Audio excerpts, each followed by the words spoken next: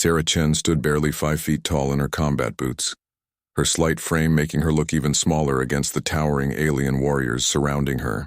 The Kethvar military council chamber buzzed with deep, rumbling conversations in their native tongue, but she caught enough of the translated whispers to know what they were saying about her. The humans send us a child. General Vorth's massive form cast a shadow over the holographic battle map. His forearms gestured dismissively as his translator device converted his words into broken English. This tiny creature cannot even carry proper weapons. Commander Zektar, whose species the humans had nicknamed stone bears for their rock-like skin and massive build, let out what passed for laughter among his people. Perhaps she is their scout? Small enough to hide behind pebbles? Sarah kept her expression neutral, though her jaw tightened slightly. She had heard worse during her 12 years in the military. Being the smallest member of any unit came with its challenges, but she had learned long ago that actions spoke louder than words or appearances. The briefing hologram showed a desolate stretch of the planet Xerion's southern continent. Red markers indicated enemy positions while blue dots marked friendly forces.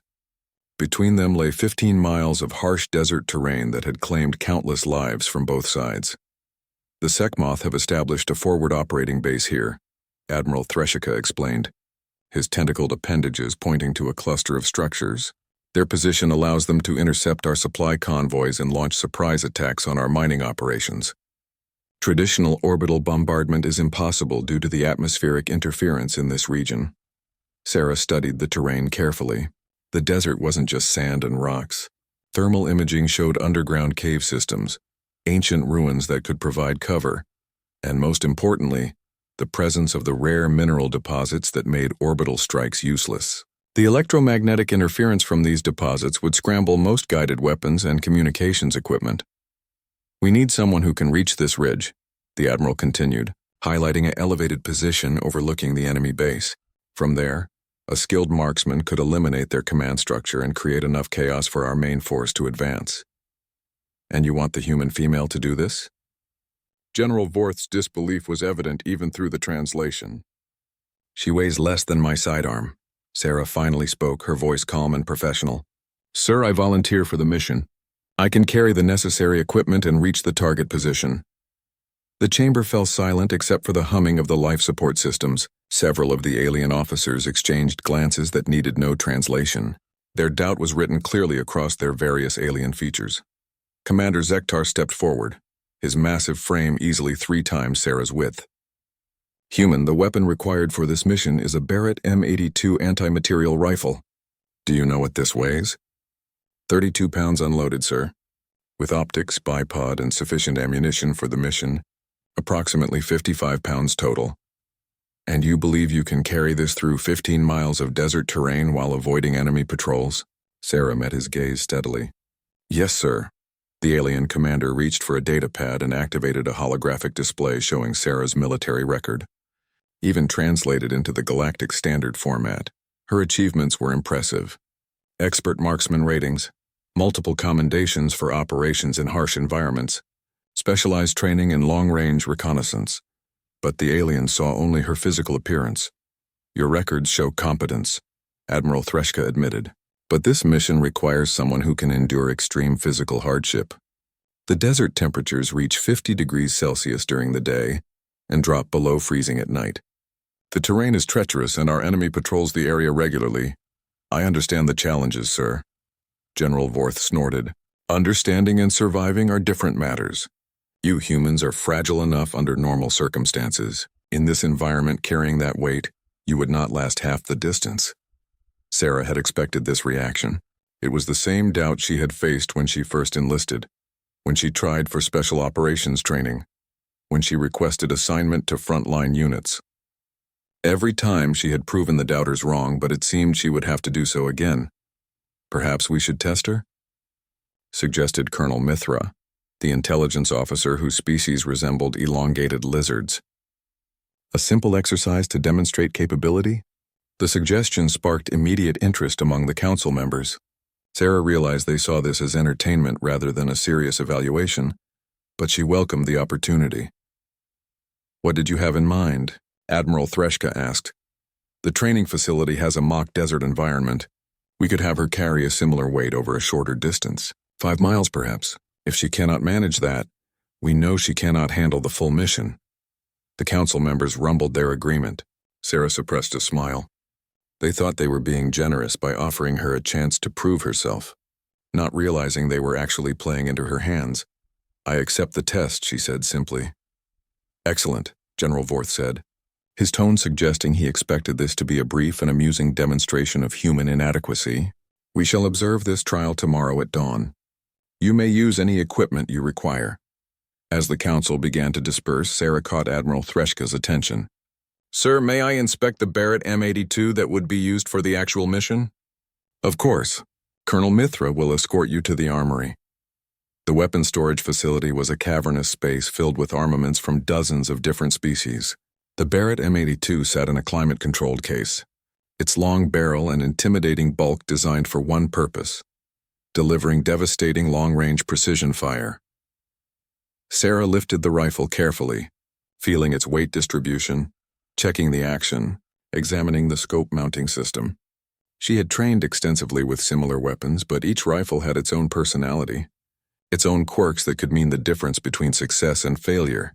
"Impressive weapon," Colonel Mithra observed. "Your species designed it well." "We've had a lot of practice at long-range shooting," Sarah replied, still examining the rifle. "Sometimes it's the best way to solve problems when you're smaller than everyone else." The intelligence officer's scaled head tilted slightly. "You speak as though size is an advantage rather than a limitation." Sarah carefully placed the rifle back in its case. "Size can be either, depending on how you use it. Tomorrow's test should be interesting." As they left the armory, Sarah was already planning her approach for the trial. The aliens expected her to fail, which gave her a significant advantage. They would learn soon enough that humans had survived and thrived on Earth, not because of their size or strength, but because of their determination, adaptability, and refusal to quit when others said something was impossible. The real mission would be far more challenging than tomorrow's test. But first, she needed to show these alien warriors that appearances could be very deceiving. Dawn on the Kethvar military base brought with it the artificial simulation of Xerion's harsh sun. The training facility's environmental controls had been set to mimic the desert conditions Sarah would face in the real mission. The temperature was already climbing toward the day's peak as she arrived at the starting point. A small crowd of alien officers had gathered to witness what they clearly expected to be a brief demonstration of human limitations. Sarah noticed several of them placing what appeared to be wagers, though she pretended not to see the exchange of credits and data chips. General Vorth stood near the equipment table, his forearms crossed in what Sarah had learned was the Kethvar equivalent of skeptical amusement. "Human Chen, your test equipment awaits." The gear was identical to what she would carry on the actual mission. The Barrett M82 in its tactical case, scope and mounting hardware, 300 rounds of ammunition, emergency rations, water supplies, and basic survival equipment. The total weight came to just over 60 pounds. "The course covers 5 miles of simulated desert terrain," Colonel Mithra explained, gesturing toward the training area. "You must reach the designated endpoint while carrying all equipment. Any equipment left behind results in automatic failure." Sarah began strapping on her gear with practiced efficiency. The rifle case went across her back, secured with multiple attachment points to distribute the weight. Ammunition and supplies filled her tactical vest and belt pouches. The water reservoir connected to a drinking tube that would allow her to hydrate without stopping. Commander Zektar watched her preparations with what might have been curiosity. "You move efficiently for someone so small. Economy of motion, sir. When you're my size, you learn not to waste energy on unnecessary movements." The course ahead looked challenging even by military standards. The environmental controls had created rolling sand dunes, scattered rocky outcroppings, and patches of the crystalline formations that would provide the electromagnetic interference on Xerion. Holographic enemies would appear at random intervals, requiring tactical movement and cover usage. Admiral Threshka activated his chronometer. "You may begin when ready, Human Chen." Sarah checked her equipment one final time, adjusted her hydration tube, and started forward at a steady pace. The weight on her back was significant, but she had trained for this type of load-bearing march throughout her military career. The key was finding a sustainable rhythm that would allow her to cover the distance without exhausting herself. The first mile passed through relatively flat terrain, allowing her to establish her pace and movement pattern. She could hear the alien observers discussing her progress through their translation devices, their voices carrying easily in the thin air of the training facility. "She moves well for such a small creature," someone observed. "Wait until the terrain becomes more difficult," General Vorth replied. "The wait will begin to tell then." Sarah maintained her focus on the path ahead. The second mile brought the first significant elevation changes, forcing her to navigate steep sandy slopes that shifted under her feet. The rifle case threatened to throw off her balance, but years of training had taught her how to use her center of gravity to advantage. Halfway through the third mile, the first holographic enemies appeared. Sarah immediately dropped to a prone position behind a rocky outcropping. The movement smooth despite her heavy load. She didn't need to actually engage the targets for this test. But proper tactical movement was part of the evaluation. The maneuver required crawling on her belly for nearly 200 yards to avoid the simulated enemy positions. The weight pressed down on her back, and sand worked its way into every gap in her equipment. But she continued forward, using terrain features for concealment while maintaining her pace. Colonel Mithra was monitoring her progress on a tactical display. "Her movement discipline is excellent. No wasted motion, optimal use of available cover. Movement is one thing," Commander Zektar rumbled. "Endurance is another. Let us see how she fares in the final miles." The fourth mile brought the most challenging terrain yet. The course designers had created a maze of narrow ravines and steep-sided gullies that forced constant elevation changes. Sarah found herself climbing hand over hand up rock faces while the rifle case threatened to overbalance her with every movement. Her breathing was becoming labored, and sweat had soaked through her uniform, despite the cooling systems built into her gear. The aliens watching on their monitors could see her vital signs, though they said nothing about what the readings showed. At the 4-mile mark, Sarah paused to drink from her hydration system and check her equipment. Nothing had shifted loose, and her pace was still on target to complete the course well within the time limit that would be required for the actual mission. General Vorth studied the readouts with growing surprise. Her heart rate and respiration are elevated but stable. How is this possible? The load she carries represents nearly half her body weight. Admiral Threshka was examining the same data. Humans appear to have remarkable endurance capabilities for their size. Perhaps we have underestimated their physical adaptations. The final mile would determine the test's outcome. The course designers had saved the most brutal terrain for last. A series of steep climbs followed by loose, sandy descents that would test both Sarah's strength and her ability to control her movement under load. Sarah attacked the climbs methodically, using her hands and feet to maintain 3 points of contact whenever possible. The rifle case made the ascents awkward, but she had practiced similar movements during mountain warfare training. Each step was planned and deliberate, conserving energy while maintaining forward progress. The descents were equally challenging. The loose sand tried to accelerate her movement beyond what was safe, while the weight on her back wanted to pitch her forward into an uncontrolled fall. Sarah used controlled slides and careful foot placement to manage her descent speed, arriving at the bottom of each slope still in complete control. With half a mile remaining, the observers could see the finish line. Sarah's pace had not slowed significantly, though her movement showed the accumulated fatigue of carrying heavy equipment over difficult terrain. "Remarkable," Colonel Mithra admitted. "I confess I did not expect her to maintain this level of performance." Commander Zektar's massive frame straightened as he watched Sarah navigate the final obstacles. "Her technique is flawless. Every movement serves a purpose. No energy wasted on unnecessary actions." Sarah could see the finish line now, marked by a simple beacon that would register her completion of the course. Her legs burned from the constant effort of carrying the extra weight, and her shoulders ached from the rifle case's straps. But she maintained her steady pace, covering the final yards with the same methodical precision she had used throughout the test. The beacon chimed as she crossed the finish line, automatically recording her time and confirming that she still carried all required equipment. Sarah came to a stop and carefully lowered her gear to the ground, her movement still controlled despite her obvious fatigue. General Vorth checked his chronometer with visible disbelief. 4 hours, 17 minutes. That is faster than many of our own troops could manage that course without any equipment at all. Admiral Threshka approached Sarah as she checked her equipment for any damage during the test. Human Chen, I owe you an apology. We clearly underestimated your capabilities. Sarah straightened to attention, though she was still breathing heavily from her exertion. Thank you, sir. Does this mean I'm approved for the actual mission? The alien commander exchanged glances with his subordinates. The test had been designed to demonstrate human limitations, but instead it had revealed capabilities that none of them had expected from such a small individual. The mission is yours, Admiral Threshka confirmed, though I suspect this test was far easier than what you will face on Xerion. Sarah shouldered her gear again, the weight feeling familiar now rather than burdensome. With respect, sir, I wouldn't expect anything less.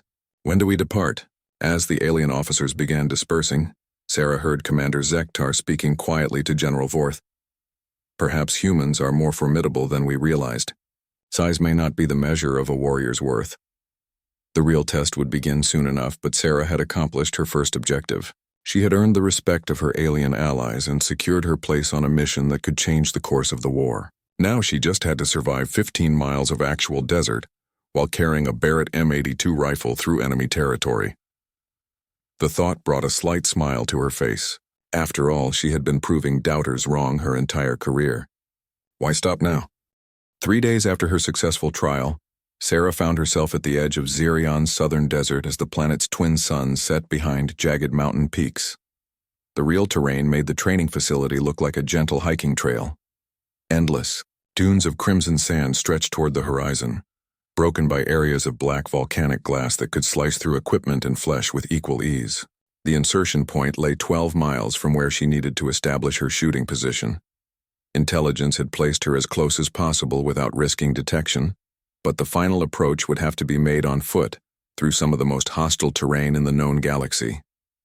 Final equipment check, Captain Morrison, her human liaison officer, said as they prepared the gear one last time. The Barrett M82 lay disassembled in its tactical case, each component secured in foam padding. Sarah had field stripped and reassembled the weapon 3 times that morning, ensuring she could put it together quickly and correctly even under stress. The ammunition load was carefully calculated. Each round weighed nearly 4 ounces, and she carried enough for sustained engagement plus emergency reserves. The specialized armor-piercing incendiary rounds were specifically chosen for their effectiveness against Sekhmoth defensive positions and command structures.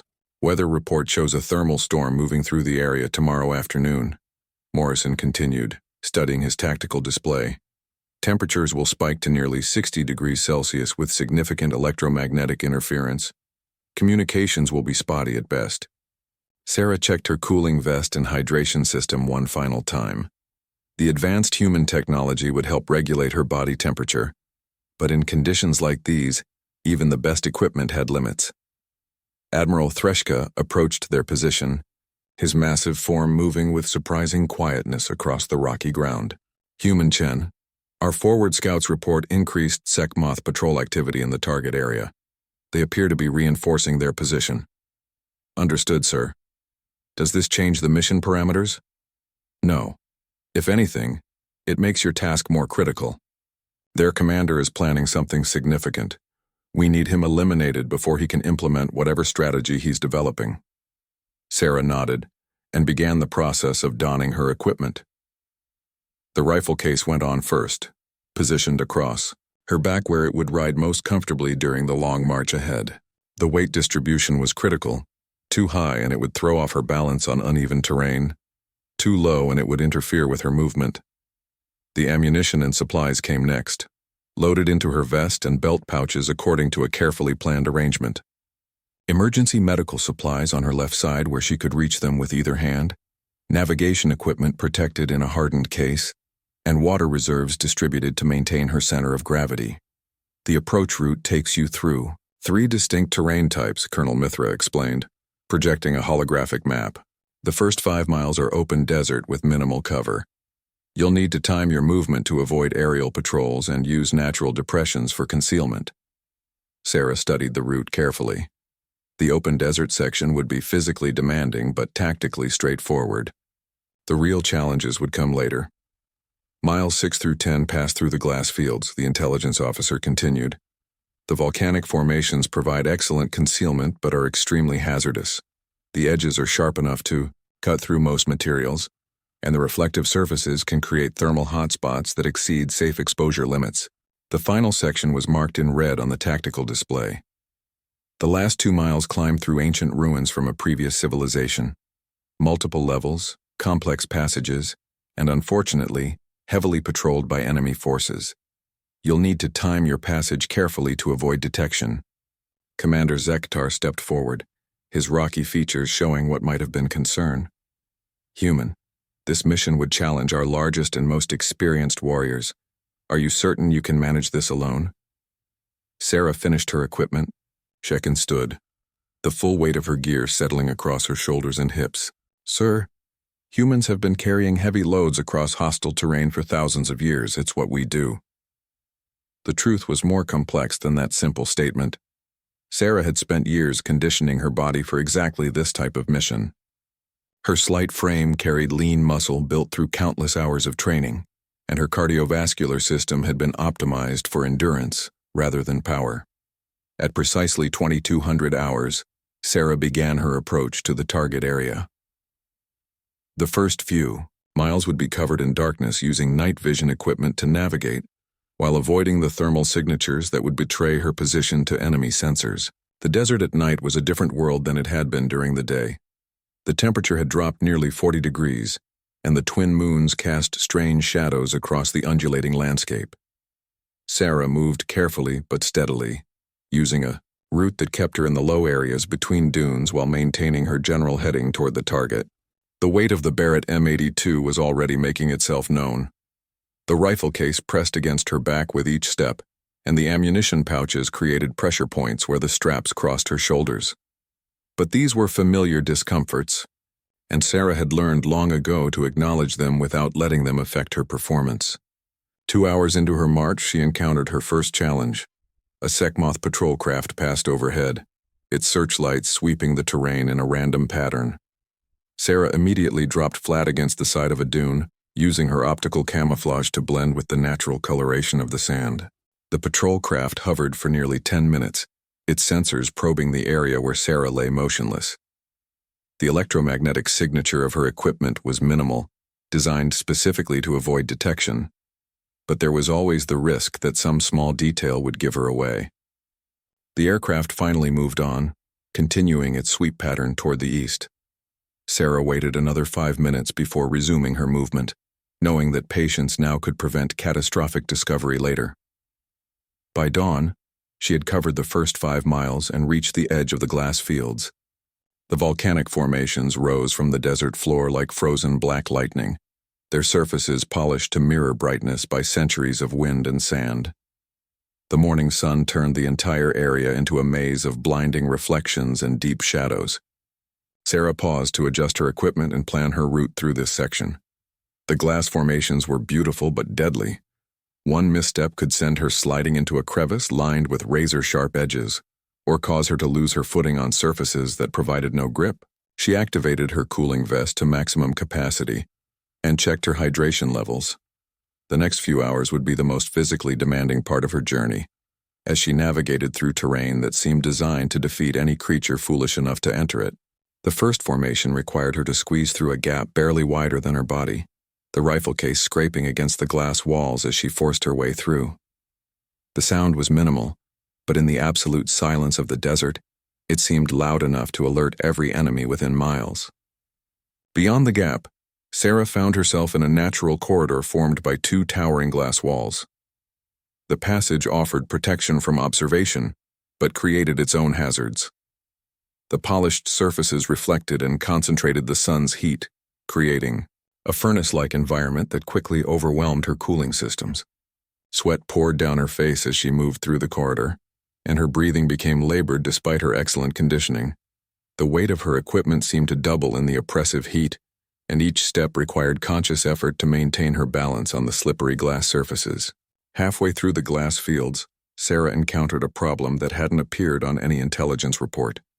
A section of the formation had recently collapsed, creating a field of glass shards that extended for hundreds of yards in every direction. The fragments ranged from tiny slivers to pieces the size of dinner plates, all sharp enough to cut through her boots and equipment. Sarah studied the obstacle carefully, looking for any way around it. The detour would add hours to her journey and take her dangerously close to known enemy positions. But attempting to cross the glass field would almost certainly result in injury or equipment damage that could compromise the entire mission. After careful consideration, she decided to attempt the crossing. Moving with extreme care, she began, picking her way through the glass field, testing each step before committing her full weight. The rifle case made balance more difficult, but she used it as a counterweight to help maintain stability on the unstable surface. Each step took several seconds as she searched for stable footing among the treacherous shards. The process was exhausting, requiring constant attention and perfect balance while carrying her full load of equipment. But Sarah had faced similar challenges before, and she drew on years of experience to guide her movements. After what felt like hours, but was actually only 30 minutes, she cleared the glass field and reached solid ground on the far side. Her boots showed multiple small cuts, but the protective layers had held, and her equipment remained undamaged. Sarah paused to check her position and remaining supplies. She was slightly behind Schedule B. The ancient ruins appeared through the heat shimmer like a mirage, but Sarah knew they were real. Massive stone blocks weathered by millennia of wind and sand rose from the desert floor in complex geometric patterns. Whatever civilization had built this place had possessed engineering knowledge that impressed even the current galactic powers. Sarah approached the ruins carefully, using her binoculars to scout the area before committing to her planned route. Intelligence reports had indicated heavy enemy patrol activity in this section, and she could already see evidence of their presence. Fresh tracks in the sand, equipment caches hidden among the ruins, and the occasional glint of metal that suggested observation posts. The thermal storm that Captain Morrison had warned about was building on the horizon. Dark clouds swirled with unnatural colors, shot through with electromagnetic discharges that would scramble most electronic equipment. Sarah had perhaps 3 hours before the storm reached her position, and she needed to be through the ruins and in position for her shot before the interference became too severe. She checked her equipment one final time before entering the maze of ancient stone. The Barrett M82 case was secure, but had shifted slightly during her passage through the glass fields. Sarah took a moment to readjust the straps, ensuring the weight distribution remained optimal for the challenging terrain. The first level of ruins consisted of broad terraces, connected by ramps and stairways designed for beings much larger than humans. Sarah found this worked to her advantage. The oversized architecture provided numerous hiding places and alternative routes that would be difficult for larger enemies to follow. Moving through the ruins required a different set of skills than the open desert or glass fields. Here, Sarah needed to think in 3 dimensions, using vertical space and multiple levels to avoid detection while maintaining progress toward her objective. Every shadow could conceal an enemy, and every sound needed to be evaluated for potential threats. 20 minutes into the ruins, Sarah encountered her first enemy patrol. 3 Sekhmoth warriors were conducting a routine sweep of the lower terraces, their insectoid forms moving with mechanical precision through areas they had obviously searched many times before. Their compound eyes provided excellent peripheral vision, but Sarah noticed they tended to focus on ground level rather than checking elevated positions. Sarah scaled a section of damaged wall, using handholds carved into the stone by whatever race had originally inhabited this place. The rifle case made climbing more difficult, but her slight build allowed her to use grips that wouldn't support a larger person. She found a concealed position on an upper terrace and waited for the patrol to pass. The Sekhmoth moved directly beneath her hiding spot, close enough that she could hear their chittering communication and see the details of their equipment. They carried energy weapons that would be devastating in close combat, and their natural armor provided protection that would stop most small arms fire. But they were also loud, predictable, and focused primarily on ground-level threats. After they passed, Sarah noted their patrol pattern and timing. The information might be useful if she encountered them again during her exit from the target area. The middle section of ruins presented new challenges. Here the ancient builders had constructed a complex network of passages and chambers that created perfect concealment, but also numerous opportunities for ambush. Sarah moved carefully through corridors filled with shadows, using corners and doorways to break up her silhouette. In one chamber, she discovered evidence of recent enemy activity: communication equipment, ammunition supplies, and what appeared to be a planning table with tactical maps. Sarah quickly photographed the materials with her equipment camera, gathering intelligence that could prove valuable even if her primary mission failed. The maps showed enemy positions that differed significantly from the intelligence briefings she had received. The Sekmoth had been busy expanding their defensive network, and several new strongpoints had been established along routes that were supposed to be clear. Sarah marked the locations in her memory and continued deeper into the ruins. The upper levels required more technical climbing as the architecture became more complex and the damage from age more severe. Sarah found herself moving through passages barely wide enough for her equipment, squeezing through gaps that would have been impossible for her larger alien allies. In one section, an ancient stairway had partially collapsed, leaving a gap of nearly 10 feet between stable sections. Sarah studied the obstacle carefully, calculating angles and distances. The rifle case would throw off her balance during any jumping attempt, but there didn't appear to be any alternative route that wouldn't expose her to enemy observation. She backed up to get a running start, then launched herself across the gap with controlled desperation. The landing was awkward, her knees absorbing the impact while the rifle case threatened to pull her backward into the void. But her foot placement was solid, and she scrambled to safety on the far side. As Sarah continued through the ruins, she began to understand why this position was so strategically important. The ancient complex commanded excellent views of the surrounding desert, while providing numerous defensive positions and concealment options. No wonder the Sekmoth had chosen to establish their forward base in the area. The final section of ruins brought her closest to enemy positions.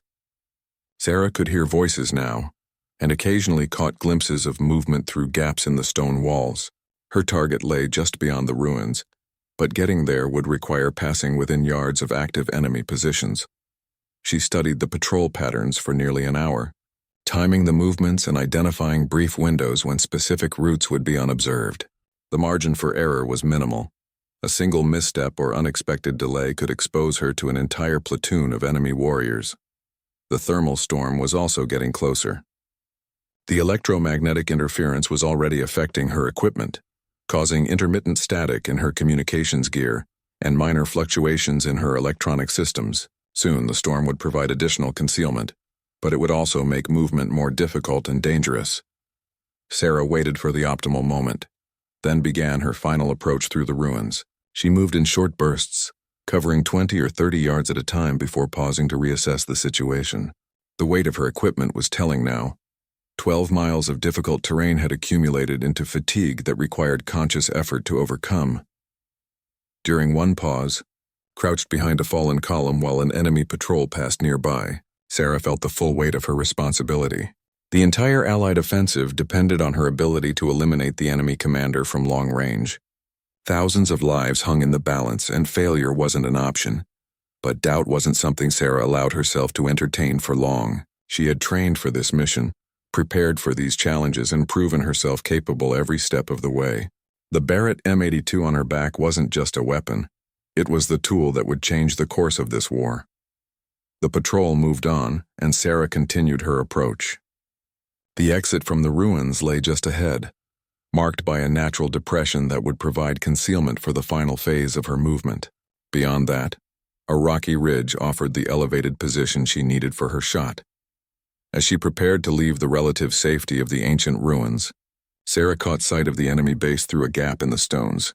The Sekmoth had built an impressive fortification, with multiple defensive rings and sophisticated sensor networks.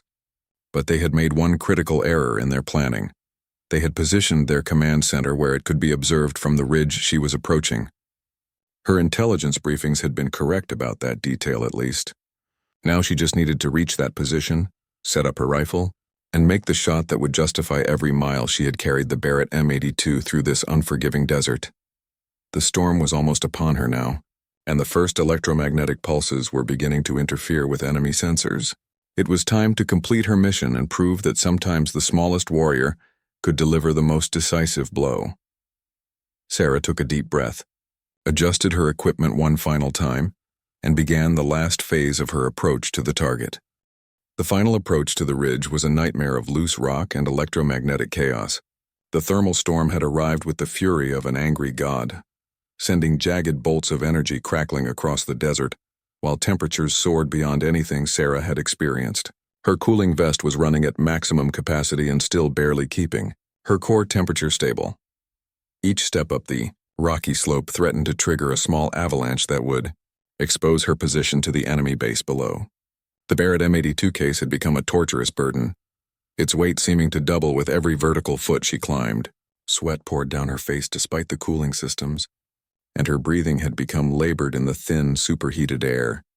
But Sarah pressed on, driven by the knowledge that Allied forces were already moving into position for their assault.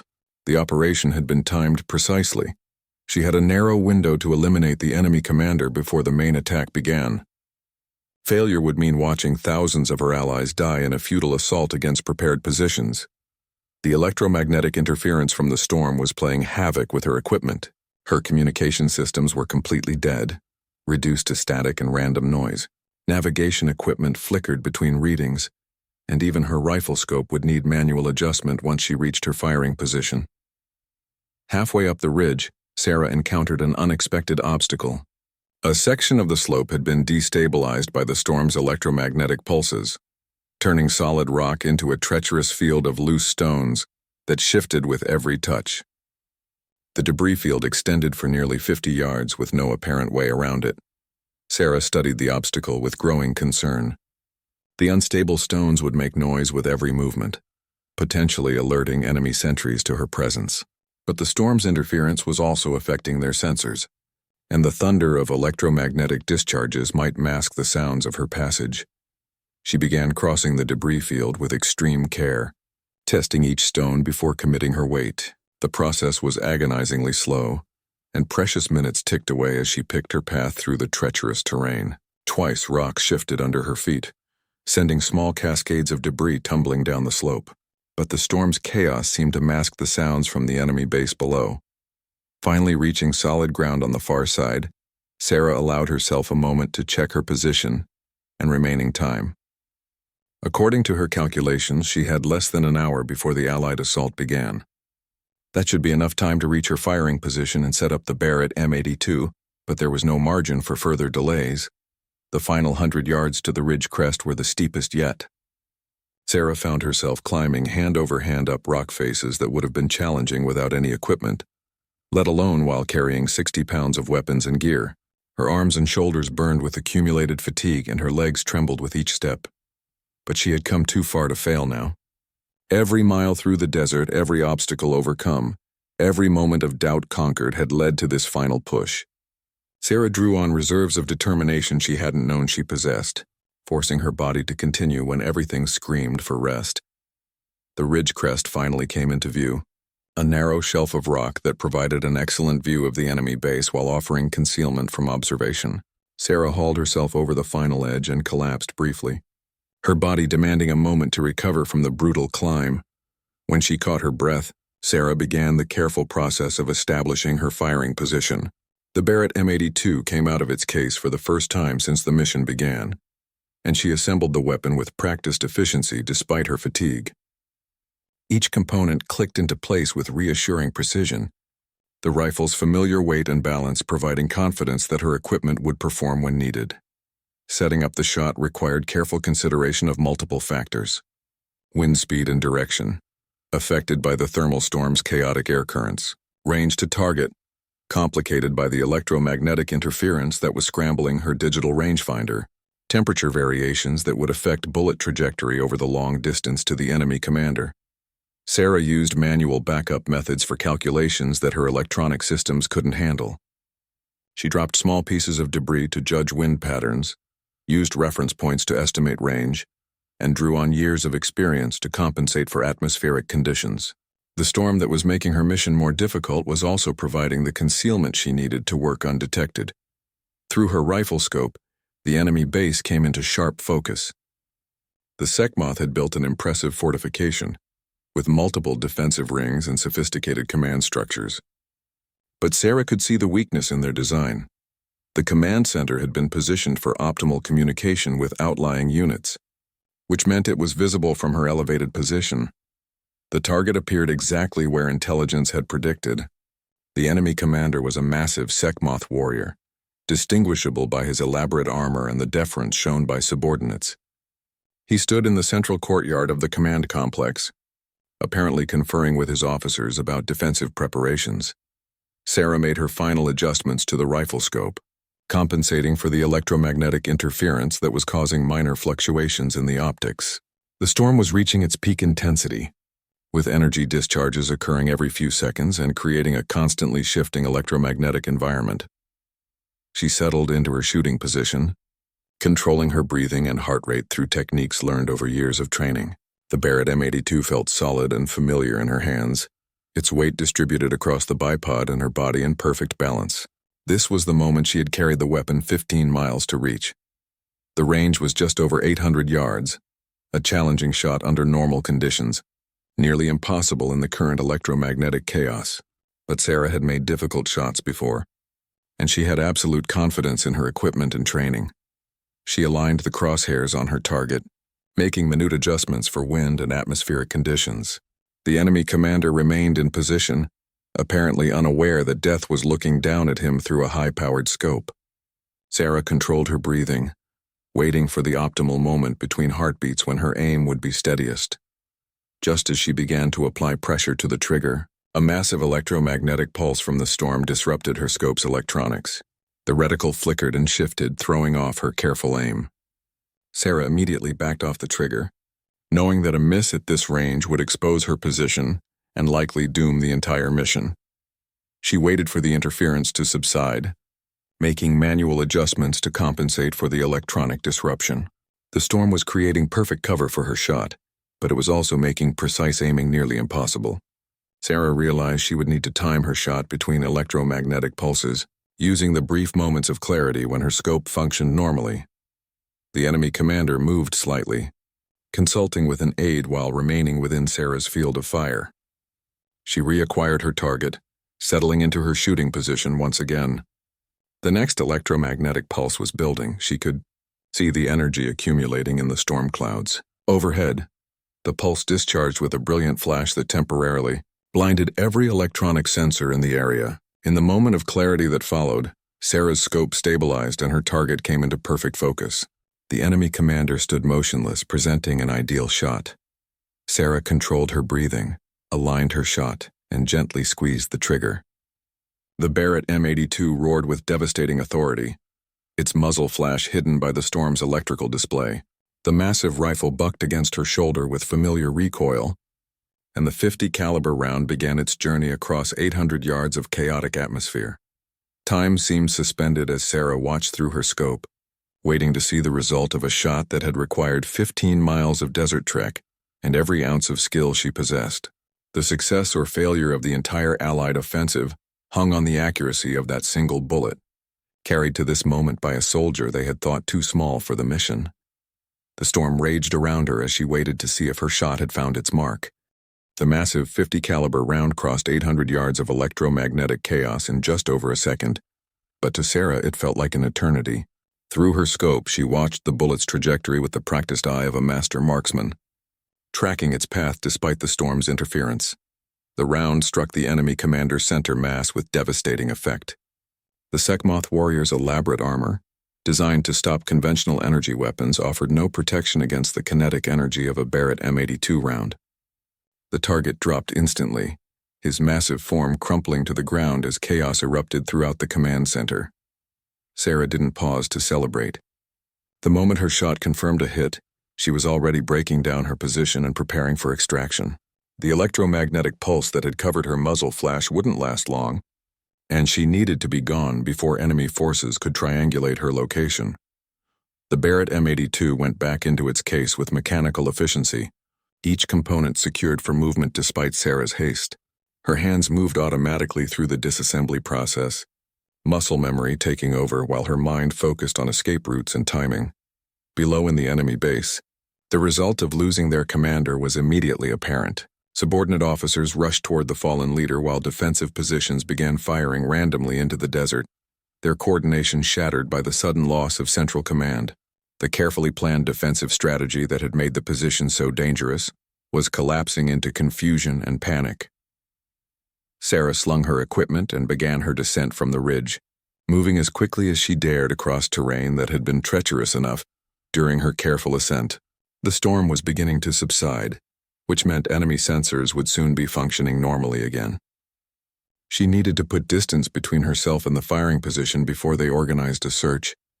The loose rock that had slowed her climb now worked in her favor, allowing controlled slides down sections that would have required careful climbing in the opposite direction.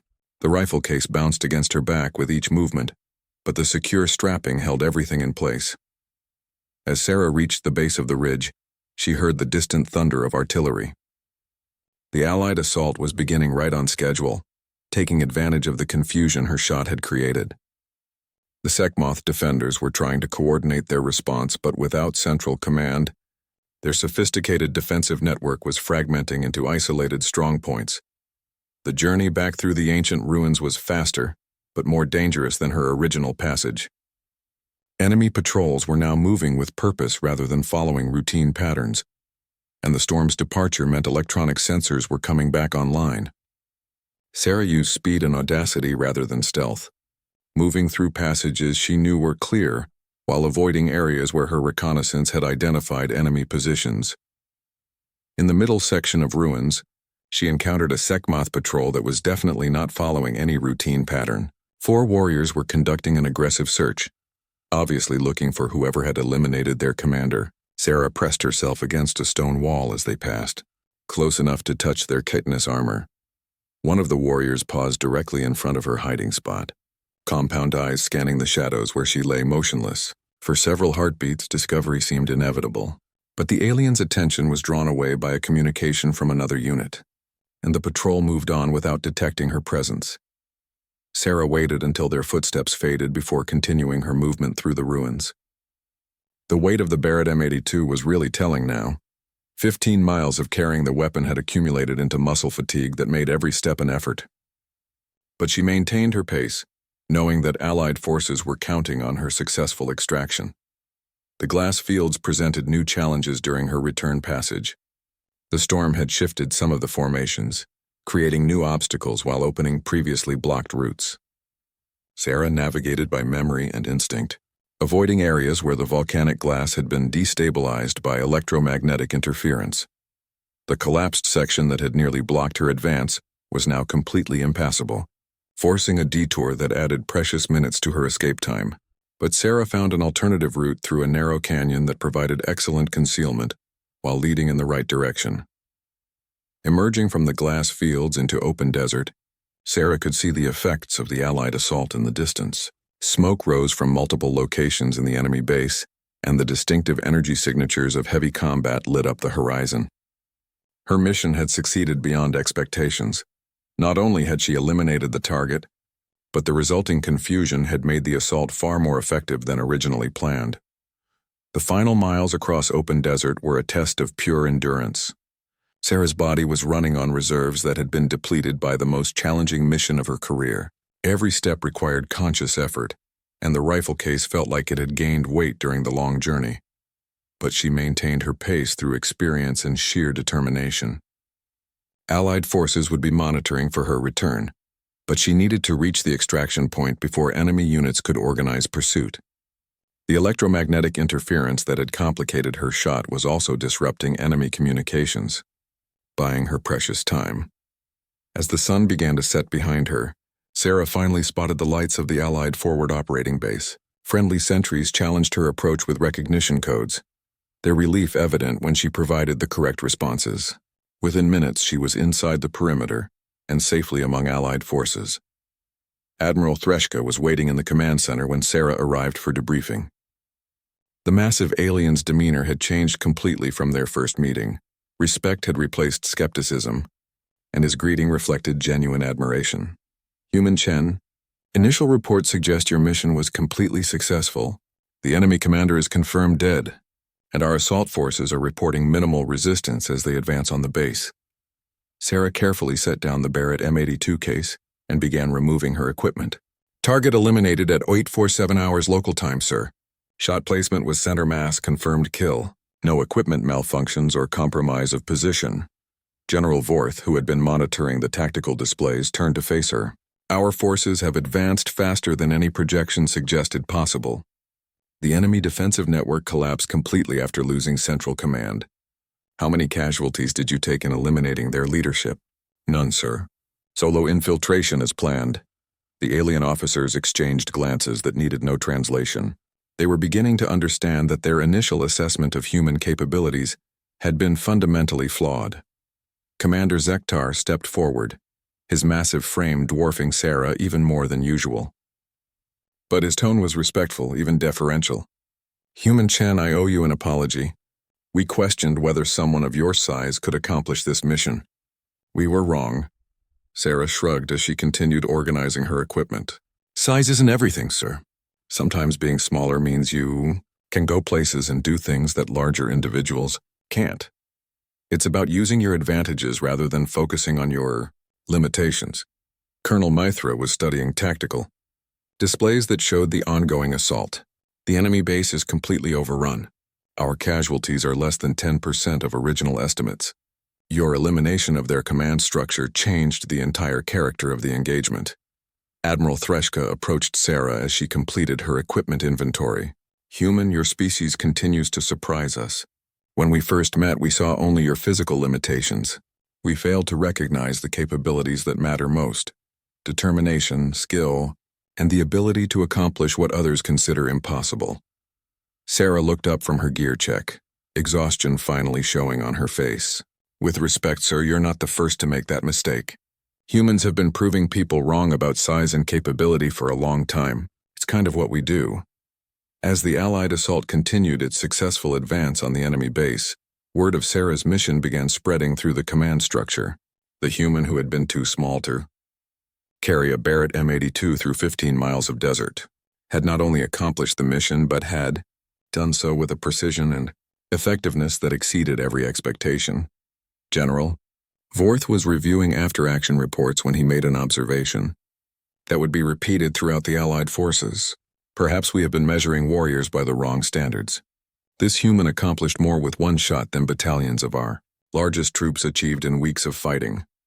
Sarah finally allowed herself a moment of satisfaction as she watched friendly forces secure the objectives that her mission had made possible. She had carried the Barrett M82 through 15 miles of hostile desert, eliminated a high-value target under impossible conditions, and successfully extracted without detection. They had laughed at her size when the mission began.